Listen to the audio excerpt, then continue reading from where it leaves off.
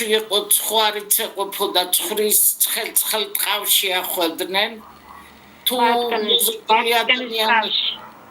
ბატონო ბატკნის ტყავში საკმაოდ კომფორტულია ჩაასწორებდნენ ამ ძვლებს და მე ის ხო ხმება და ფიქსაციას უკეთებდა კი ბატონო ასაკობრივი აკეთებდნენ აი რა შუა შეიქო ცილოვანი გარემოა კაი სითბო თავისთავად ამით გვავდნენ ლობიო ხო ცილებითაა ძალიან მდიდარი და ესეთი კავშირი არსებობს ეხლა სადა გვაქვს მაგის საშუალება ბატკანი დავკლათ რაღაცა უცბად ხო ყველას არ აქვს ხო ნუ რა თქმა უნდა ეხლა თაში ჟინვალში ფარები თუ ყავთ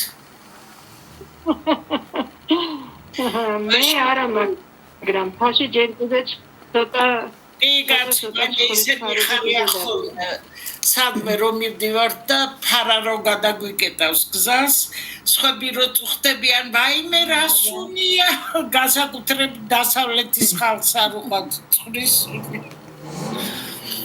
ქალბატონო მარიამ აი გემატომების გაწოვისთვის რას გვირჩევდით ან შინაგანად მისაღებად ან წასასმელად რისთვის ვერ გავიგე გემატომა რო ვითარდება სისხლჩაქცევა კი ბატონო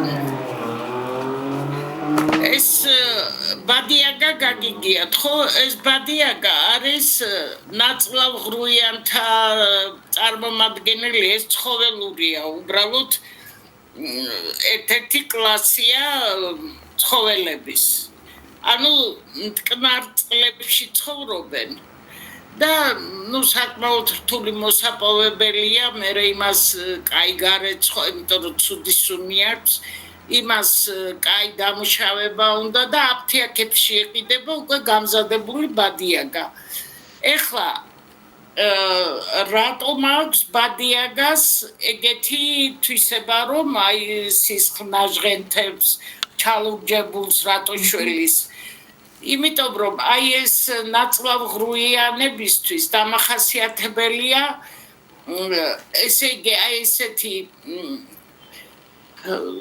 კრემნი როგორ არის სილიციუმის ნემსები შეიცავენ ბუნებრივად რომელსაც აქვს გამაღიზიანებელი აი თითქოს იჩხლიტება კანი და რო იჩხლიტება სისხლის მიმოქცევა აქტიურდება აი სუფთა ეგეთი მექანიზმია და ესეთივე მაგრამ აი ხა გააჩნია რამიდამოში გვაქვს ეს გემატომა თვალთან მაგალითად ციცაკიან მალამოს ვერ ვიხმართ ხო საშიშია ვაი თუ ხელი მოვისვათ და თვალში მოხდეს კი არ დაგვაბრმავებს მაგრამ მაგრაღით გაგვამწარებს ხო ესია კი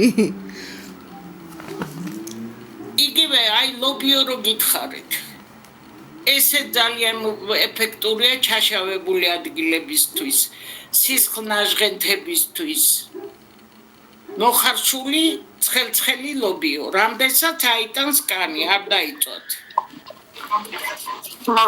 ქალბატონო მარიამ ეს აფთიაქში რო იყიდება ბადიაგა რა სახით არის წამალი ანუ მალამოს სახით არის მალამოა კრემი არის მე მიყიდია კი წუბიკებში არის ის არის წასასმელი ძალიან ეფექტურია რა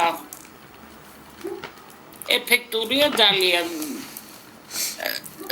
მოთხუბარი ძმა მყავს ახალგაზრდობაში თორე ახლა ისეთი სერიოზული გახდა ვეღარ ვცნობ და ხშირად ჩემი ძენია ჩალურჯებული თვალი რო ქონდა ლობიოს აკადრულობდა მაშინაც ვიცოდი ლობიოს არსებობის შესახებ ახაც ნიგოზი და ისიციან კიდე ძმარი ნიკოზი და კვერცხი თუ რაღაცა ესეთი აი ფეხის გადაბრუნების დროსაც კარგია ნაღწობების დროს რა არის იცით აი მე რაც გითხარით ხო კი, ოღონდ ისა დამძახებული ნიგოზი უნდა იყოს. ეხლა უცბად მე ისეთი კომპონენტები გითხარით, ხო? მართალია, მად სცენარეული მარტო ქვილია. ხო? არა, სპირტსაც ბოლო სცენარეებისგან იღებენ. საბოლოო ჯამში, მაგრამ ადვილი მოსამზადებელია. ადვილად უნდა შეგვეძლოს წამლის დამზადება, ხო ასია? ხო ჯობია რომ ადვილად. იგივე ის უნდა ვიცოდეთ, რომ გადაბრუნების დროს ან ტრაუმის დროს აუცილებელია ცივის დადება. რომ ყინულების, ხო? ყინული შეიძლება იმ წუთში არ ქონდეს, მაგრამ კიბიდან გადმოვარდი აბასწილად ხელით დავეცი, აი სადღაც 1 მეტრაზე ფეხი ამიცურდა და სახში კიბი და დავდიოდი მე ჩამოკიდებული ხელით, кайხანი. კარგით, ეხლა მოდით კანის დაავადებებზე ვილაპარაკოთ. პირველ რიგში აი ვირუსები რასაც იწვევს, მეჭეჭები, პაპილომები, ეს ყველაფერი არის ვირუსული. ჰერპესი. ეხლა ტუჩზე რომ იცის გამოსვლა ჰერპესმა, ეს უფრო ადვილი მოსავლელიცაა და იოლის შემთხვევაა.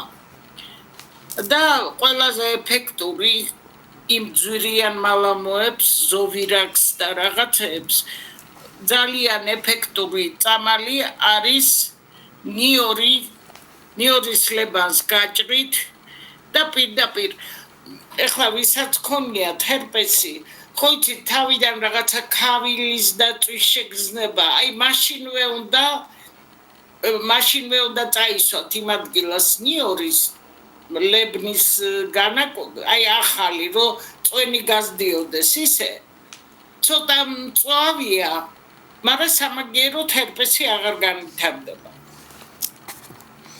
ეს არის ერთ-ერთი ყველაზე ეფექტური. ყურის იმას გოგირსაც ისმევენ ხოლმე, აი საკუთარი ყურის გოგირდი და სხვათა შორის და კბილის პასტა დამიდია მე და მეორე დღეს არაფერი აღარ მქონდა. კი, შეიძლება, მაგრამ ყველაზე ხელმისაწვდომი, ეხლა იქნება დილით უკვე გაიწმინდა ყური და გოგირდი აღარ გაქვს. მაშინ გაქვს ნიორი. სუნის გამო შეიძლება თავი შეიკავა, მაგრამ კბილის პასტაც ხო მარტივი.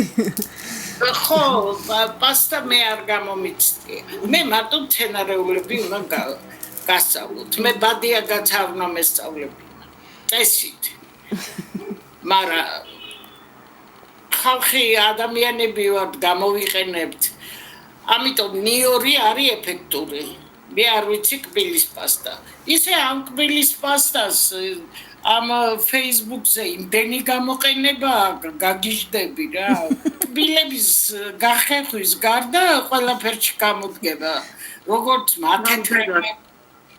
რა ვიცი, მე არ მიცდია, მაგრამ ამდენი ხალხი ხმარობს და კმაყოფილია. არ ჰერპესი ძალიან კარგად მუშაობს. აი ერთ დღეში არ ჩენს ფაქტიურად. ხმება და მე მეორე დღეს მოიძრობ და ზედ არაფერი აღარა გაქვს. ხო და საქმე ისაა, მე რას გეუბნებით.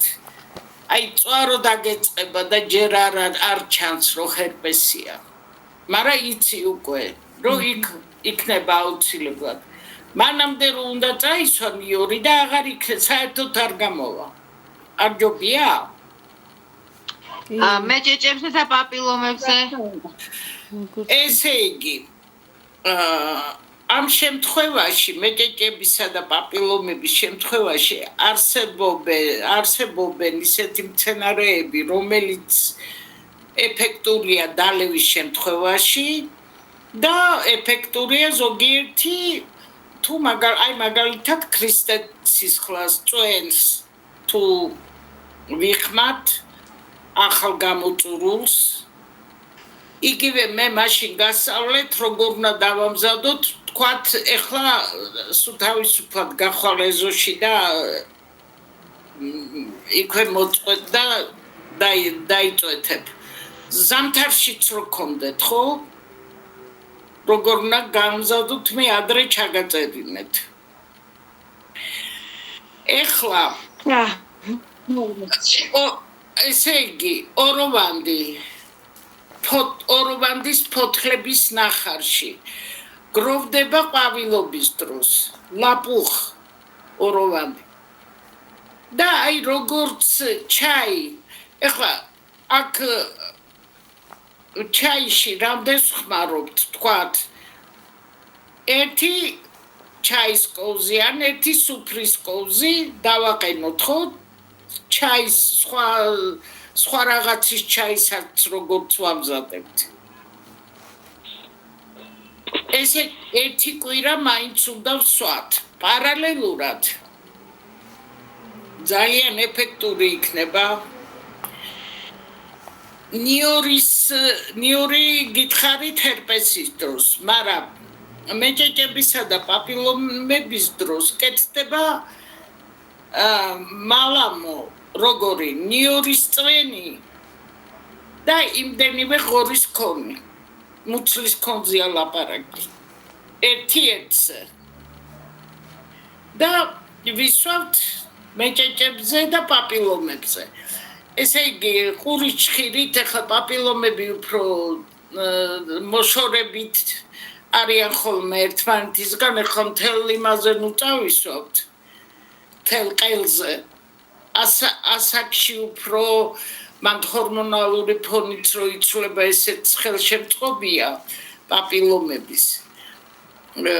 ჯობია აი იმითი პირდაპირ როგორც ქრისტეს სისხლს პირდაპირ ან პაპილომაზე დავიწვეთებთ ან მეჭეჭზე, ასევე ეს ნიორისა და ღორის ქონისგან გაკეთებული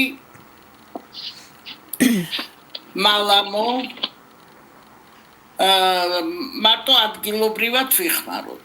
სხვათა შორის ღორის ქონზთან ერთად იხმარება ასევე ქრისტეს სისხლს